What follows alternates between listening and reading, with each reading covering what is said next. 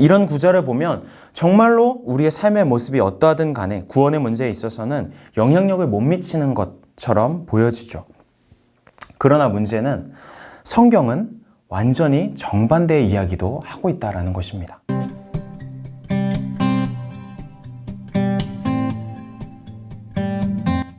네, 안녕하세요. WH입니다. 교류 영역 구원에 대한 마지막 세 번째 영상이네요. 두 번째 영상이 올라오고 조금 늦게 업로드된 점 다시 한번 좀 사과를 드립니다. 이 세 번의 영상 오늘까지 해서 이제 진행이 될 텐데, 구원에 대한 모든 것을 다루는 것은 당연히 아니고 구원에 대해서 아주 자주 나온다라고 생각되는 질문을 중심으로 좀 기초적인 부분을 함께 살펴봤던 것 같습니다. 그래서 지난 두 번의 시간에는 구원이란 무엇인가, 정의에 대한 이야기, 좀 기초적인 부분을 첫 번째로 다루었고요. 그리고 구원의 확신에 대한 이야기, 많이 나오는 질문인데 이걸 가지고도 이야기를 해봤습니다. 오늘도 이어서 질문 하나를 중심으로 같이 생각을 해보려고 합니다. 네, 이 질문입니다. 우리가 흔히 교회에서 자주 사용하는 표현들이 있죠. 예수님을 구주로 영접하면 그 순간 우리는 구원받는다. 예수님의 사랑은 용서하지 못할 죄가 없다. 우리가 알게 모르게 지은 죄, 과거의 죄, 미래의 죄까지 모두 용서하신다. 이런 말들이요. 이런 표현들을 종합해보면 사실 위에 그 질문과 같은 논리가 완성될 수도 있는 것 같아요. 우리가 예수님을 구주로 영접하는 순간에 과거에 영접했다면 그 순간에 구원받았고 우리 모든 죄가 다 용서받은 것 아닌가. 그렇다면 우리가 때때로 잘못을 하고 엉망인 모습으로 살아도 물론 회개는 해야겠지만요, 우리의 구원에 있어서는 아무 문제 없는 거 아닌가라는 생각이 들 수 있는 거죠. 여러분 어떻게 생각하십니까? 그 어떤 경우에도 우리의 구원이 취소되지 않는다는 이 말이요. 이 말이 우리처럼 믿는 사람들에게는 은혜가 될 수 있는 것 같아요. 그만큼 단단하고 신실한 하나님의 사랑을 신뢰하게 되기 때문이죠.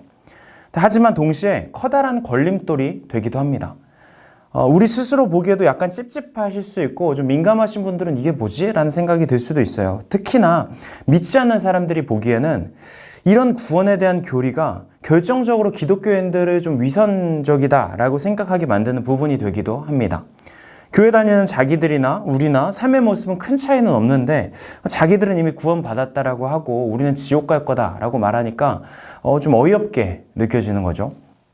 사실 이런 구원에 대한 이해가 전통적으로 한국 교회 안에 주류로 자리 잡고 있었던 구원론이다라고 표현할 수도 있을 것 같아요.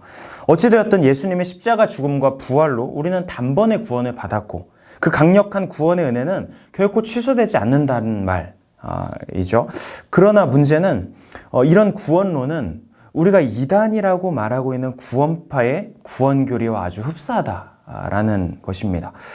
구원파의 구원 교리를 좀 단순화시킬 수도 있지만 한마디로 말하면 한 번 구원은 영원한 구원, 이를 두고 누군가는 해병대식 구원론이다 라고 표현하기도 하더라고요. 그러니까 몇 날 며칠의 구원을 받았다면 그것을 잘 기억하고 그 이후의 삶의 모습이 어떠하든 간에 일단은 구원은 취소되지 않는다라는 거거든요. 그러니까 사실 한국 교회 안에 전통적으로 가지고 있던 구원에 대한 이해도 이런 기계적인 구원론과 크게 다르지 않은 경우가 많았습니다. 그러다 보니 그 이후에 구원받은 이후의 삶의 모습에 대해서 많은 왜곡과 잘못된 이해도 생기게 되었다라고 보여져요.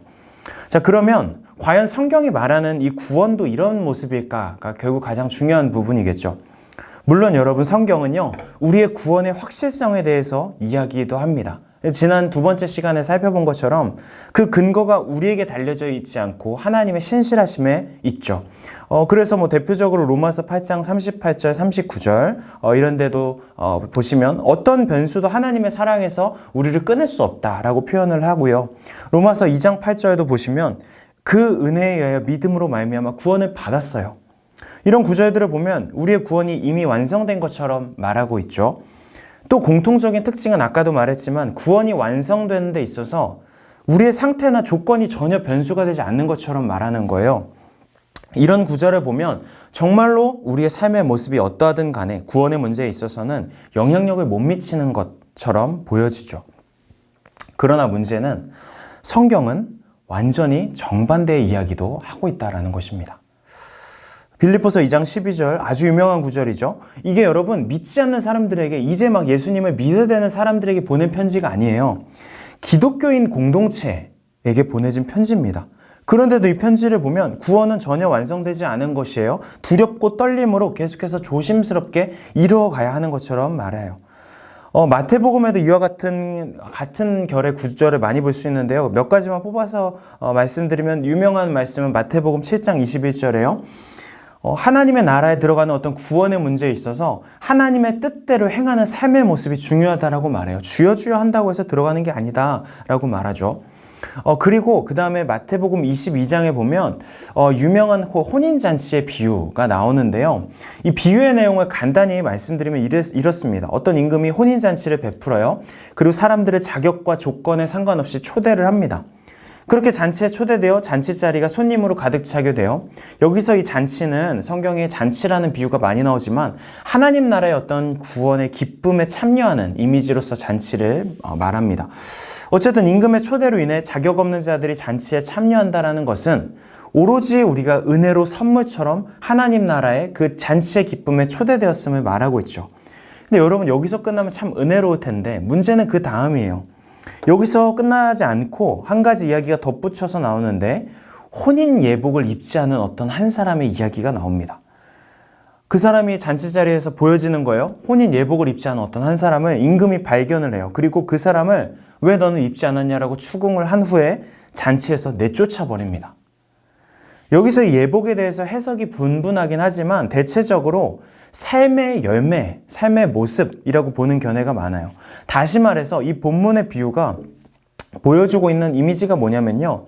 은혜로 조건 없이 하나님 나라 잔치에 초대되었던 한 사람이 그 이후에 하나님 나라에 합당하지 않은 삶의 모습이 그에게 나타났을 때, 그렇게 살아갈 때 가차없이 그 잔치 자리에서 쫓겨나는 이미지를 보여주고 있다는 거예요. 지금까지 살펴본 이런 구절들을 보면 우리의 구원은 매우 불안정한 것으로 보입니다. 우리의 삶의 모습이 어떠하든 그 어떤 것도 우리의 구원의 문제에 타격을 주지 못한다라는 어떤 안일한 구원론에 대해서 정면으로 반박하고 있어요.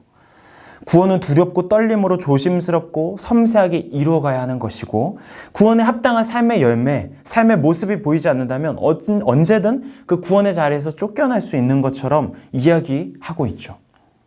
자, 그럼 여러분 정리를 한번 해볼까요? 왜 성경은 이렇게 정면으로 배치되는 것 같은 구원에 대한 전혀 다른 이 두 가지 이야기를 동시에 하고 있을까요? 사실 이 문제를 접근하는 방법은 한 가지만 있지는 않습니다. 신학적으로 접근을 하는 것도 가능해요. 그래서 어떤 학자들은 이미 완성된 구원의 확실성에 더 강조점을 두기도 하고요. 반대로 어떤 학자들은 구원의 탈락 가능성에 대해서 더 강조점을 두기도 합니다.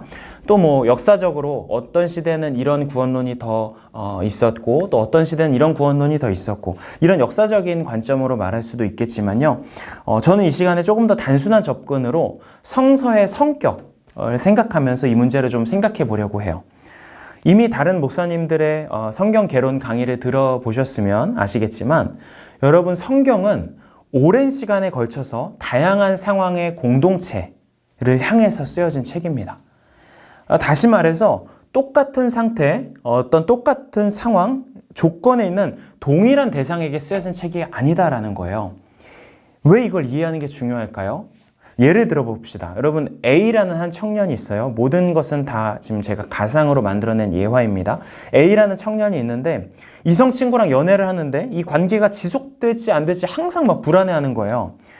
자기를 더 사랑해주지 못할 것 같다면서 계속 근심하고 언제 이 관계가 끝날지 몰라서 항상 불안해요. 그러면 저는 그 A라는 청년에게 말할 것 같아요. 야, 그 사랑은 그렇게 쉽게 변하지 않아. 그 사랑을 좀 믿으면서 좀 누려. 이번에는 B라는 청년이 있어요. 이 청년은 A라는 청년과는 반대로 이성 친구와 자신의 관계를 너무 안심한 나머지 제대로 연락도 안 하고 감정 표현도 안 하고 바쁘다고 제대로 만나지도 않아요. 그러면 저는 그 B라는 청년에게 이렇게 말하겠죠. 야, 너 사랑에 아무것도 안 해도 자연스럽게 완성된다라고 생각하지 마. 그러다 큰일 날 수 있어. 정신 차리고 사랑의 관계를 위해서 노력해야지. 제가 방금 한 두 문장의 말만 놓고 보면요. 사랑에 대해서 전혀 다른 두 개의 진술을 한 것처럼 보여지거든요. 한 명에게는 사랑 그렇게 잘 변하지 않아. 좀 느려. 한 명에게는 언제 변할지 몰라. 그렇다고 이 상황의 전체를 보면 하나가 틀렸거나 또는 하나만 맞거나 이런 것이 아니에요. 목적은 동일합니다. 전혀 다른 말은 했지만 목적은 동일해요. 사랑이라는 소중한 관계를 풍성하게 누리게 하기 위한 거죠. 다만 상황이 전혀 다른 두 명의 청년이 있었기에 그걸 표현하는 방법이 완전히 달랐을 뿐입니다. 여러분, 구원의 문제도 이와 동일해요.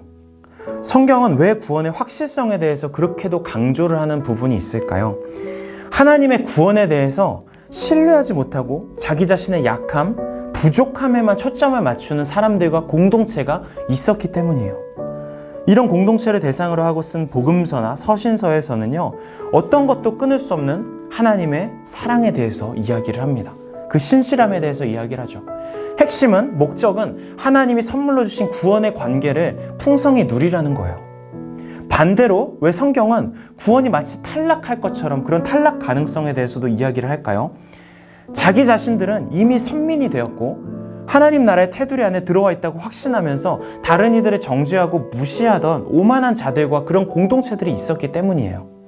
그런 그들의 오만함은 하나님이 선물로 주신 이 구원이라는 관계를 왜곡시켰고 그 생명력을 누리게 하지 못하는 장애물이 되는 거죠. 그러니까 그들에게는, 그런 사람들에게는 편지를 쓰면서 또는 복음서를 쓰면서 아주 무섭고 단호하게 경고를 해야 됐던 거예요. 그러면서 이 구원이라는 올바른 관계에 다시 돌아오게 해야 했던 거죠. 여러분, 성경은 합창으로 말합니다. 그래서 어느 한쪽의 목소리를 지나치게 확대시켜서 다른 목소리를 눌러버리는 순간 성경의 온전한 메시지는 왜곡되어 버리죠. 성경은 구원의 문제에 있어서요, 그래서 전혀 다르게 느껴지는 두 가지의 상반된 목소리를 동시에 내고 있습니다. 어느 한쪽만 강조하고 기억하는 것은 성경의 본래 의도이지 않다라고 생각해요. 두 가지의 목소리를 다 기억하고 우리들의 삶의 상황과 상태에 따라서 적용하는 것이 보다 건강하게 하나님의 말씀을 대하고 또 구원을 대하는 태도라고 생각을 합니다. 구체적으로 여러분에게 이런 식으로 적용을 해보시면 좋겠어요. 어떤 분들은 제가 청년들과 이야기를 해보면 어떤 분들은 선천적으로 하나님을 너무 두려운 분, 나에게 벌 주시는 분, 내가 똑바로 하지 않으면 안심할 수 없는 분으로 인식하는 경우가 있는 것 같아요. 그래서 두려움을 좀 기반으로 경건 생활을 꾸역꾸역 해나가는 분들이 계시더라고요. 만약에 스스로를 점검해 보실 때 이런 쪽으로 기울어져 있다면 구원의 확실성에 대해서 이야기하는, 하나님의 신실한 사랑에 대해서 이야기하는 본문들을 많이 보시기를 권합니다. 그래서 나를 속박하는 복음이 아니라 자유를 주는 진리로 경험하는 은혜를 좀 경험해 보시면 좋겠어요.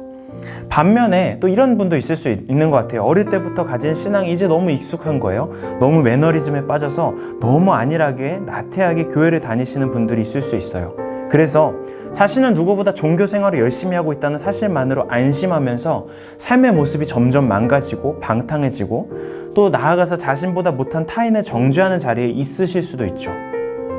자기 스스로의 상태가 이런 쪽으로 기울어져 있는 것이 발견된다면 구원이라는 관계에 있어서 엄중하게 경고하는 본문들을 봐야겠죠. 그래서 나의 안일함과 오만함이 하나님과의 관계를 풍성히 누리지 못하는 장애물이 되고 있음을 겸손하게 고백하고 다시 가난한 마음으로 은혜를 구하는 자리로 나아가야 하는 것입니다. 제가 주위의 청년들을 보고 또 저 자신의 삶을 보았을 때는요, 어느 한쪽으로 고정되어 있지는 않는 느낌이 많았어요. 이 두 상태를 두고 왔다 갔다 하는 것 같아요. 삶의 어떤 정황과 나의 사건에 따라서요. 그러니 신앙생활에 있어서 자기 자신의 모습을 성찰하고 점검해 보는 게 참 중요한 것 같고요.